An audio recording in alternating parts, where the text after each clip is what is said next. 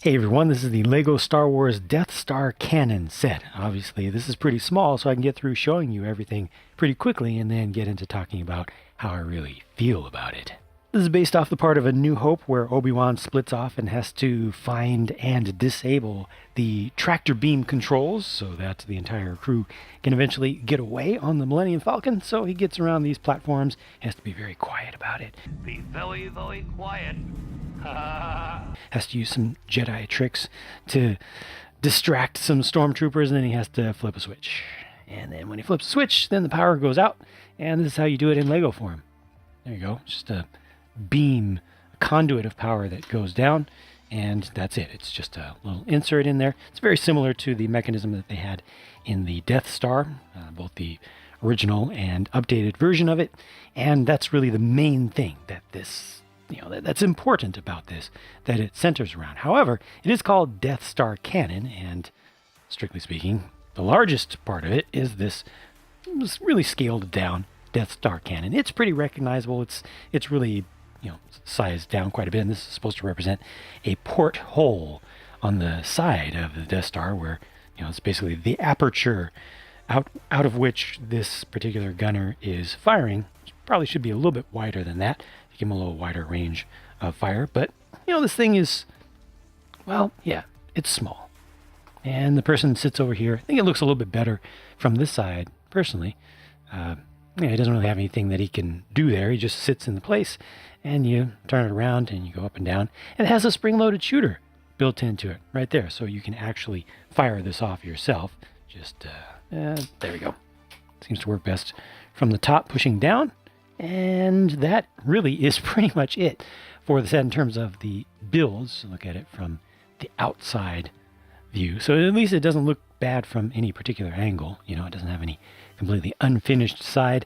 Let's take a closer look at the figures, though. First up, the named character. This is obviously Old Man Obi-Wan, and he has the new style of hood piece. It's actually a new mold with no connector across the base of it. That is molded here in dark brown and matched up to an older style of cape, the thinner, more crinkly, stiffer style of cape, also in dark brown there. He also has an older style of lightsaber blade, but it was at least produced very nicely with no bubbles in there. But I can tell that it's the older style because it's very clear, and it's also kind of a cyan color. The newer type of material has a little bit of frosting on the outside, or it's just a little bit translucent rather than transparent, and is also more of a true blue. The print on the front of the torso there looks really good to me. The face print, maybe not so much. The black and white for the eyes and the dark orange, I think those are all done just fine.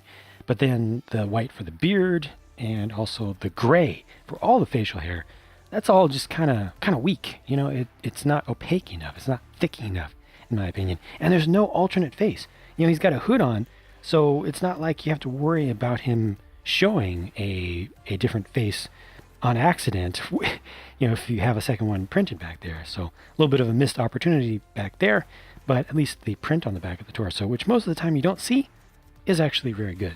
The other figure is a Death Star gunner to go with the Death Star gun, and this one is produced pretty well. I think that the printing on this looks pretty good. I like the little colors that they put on there for the red and the blue on the side, a little bit of silver as well. And just in general, I think this is perfectly fine for what it's supposed to be. No point in messing it up by changing it completely just for arbitrary sake. Print on the back of the torso is at least consistent with the level of quality on the front, I'd say, and level of detail. And thankfully, he does not have an angry clone face. Thankfully. These are this set's extra pieces, so there's not much to talk about there. The suggested retail price for this set is $20 US, and I'm not feeling that price at all. I'd say make it $15 at most. Well, the good news is that, again, on release day, this was already discounted at major retailers. A number of them, you could get it for $16. So that's a little bit more like it for the volume of stuff that you get here. Honestly, I would like to see even more stuff for that price, like another figure. A stormtrooper, I think, would be good.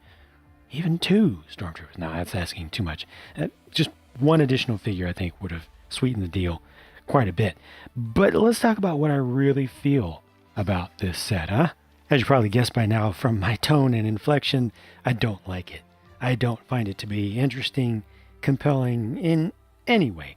The thing that I like most about this set is this guy right here, because that's a perfectly good figure for, whoa, get back here, for what he's supposed to be. He doesn't even want to be associated with the set. See, he's too good for that himself. Yeah, it's a good figure.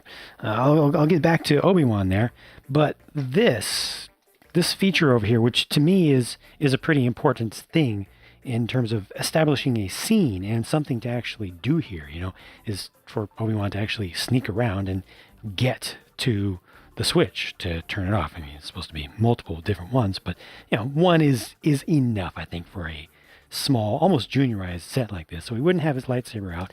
He'd be sneaking around here, and well, okay, you can fit him there with one foot hanging off the edge of the platform. Again, same thing.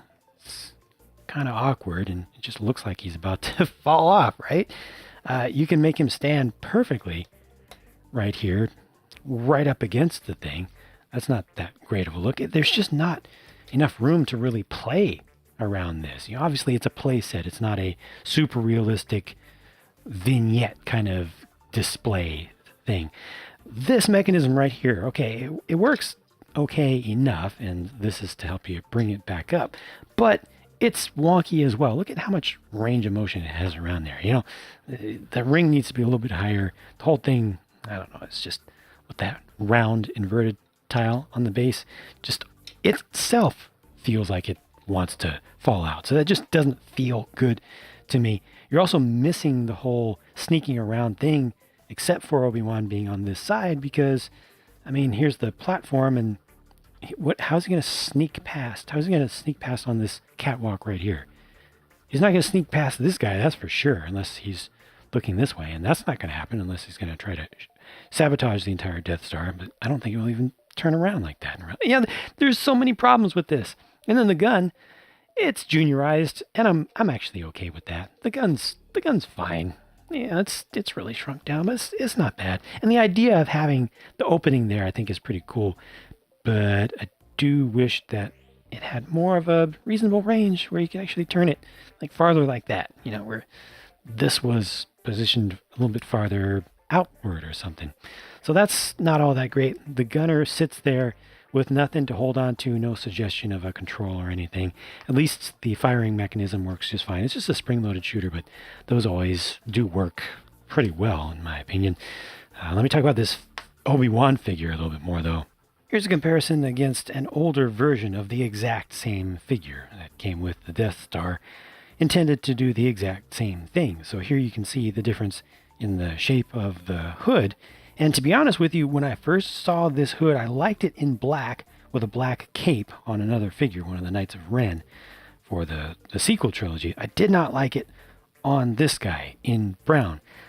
But you know what? It's actually growing on me, especially when I look at it side by side compared to the other one, where he looks like a brown and tan old man, Little Red Riding Hood, kind of. Yeah, I think I want to say it's mostly an improvement, especially the profile from the side is pretty good. As long as the cape is able to flow around the sides of the shoulders enough, and it looks like it actually does. I wish they would come forward just a little bit more than that.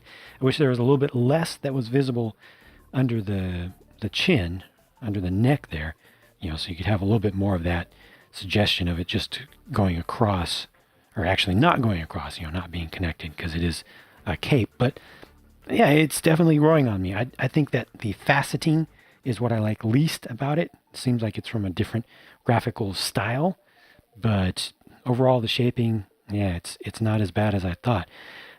Definitely the print for the torso has improved a lot here. Looking at the faces, comparing the new to the old, the graphic design on the new face is significantly better, especially with the eyes. The eyes are very kind on the new one. The old one was looking a lot more angry and also more young. This is just a better depiction, I think, of an old man Obi-Wan overall.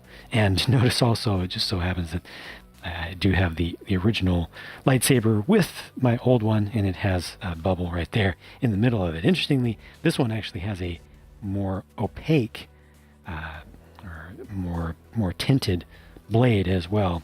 Same hue, but just more of it, more of the color built into it. And neither of these had print around the back of the head, so there's not really a change there, but I do feel like it would have been nice to have just an alternate, because why not? So while I expected this to be one of the low points of the set, it actually isn't. I think that both the figures of this set are its best qualities, its best features. I personally can't recommend buying this though, even for $16 just for the two figures and a handful of pieces. Just my own personal opinion. If you like the figures, then absolutely go for it, and use this mass of parts for something more interesting.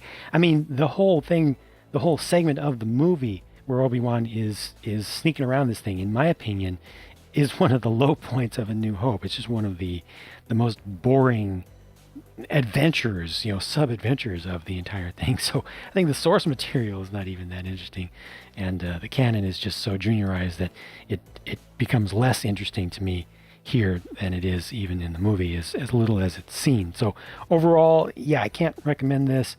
As always, take that with a grain of salt. If you like what you see, then go for it. But if you're on the fence, I'd say pass. If you want to see the build regardless, I do have a speed build for it, which is very short, and also the real-time build, which itself is not so long. You can check those out if you want. I will link to both of them in the end screen, which is right now. Thanks for watching, and I'll talk to you again soon.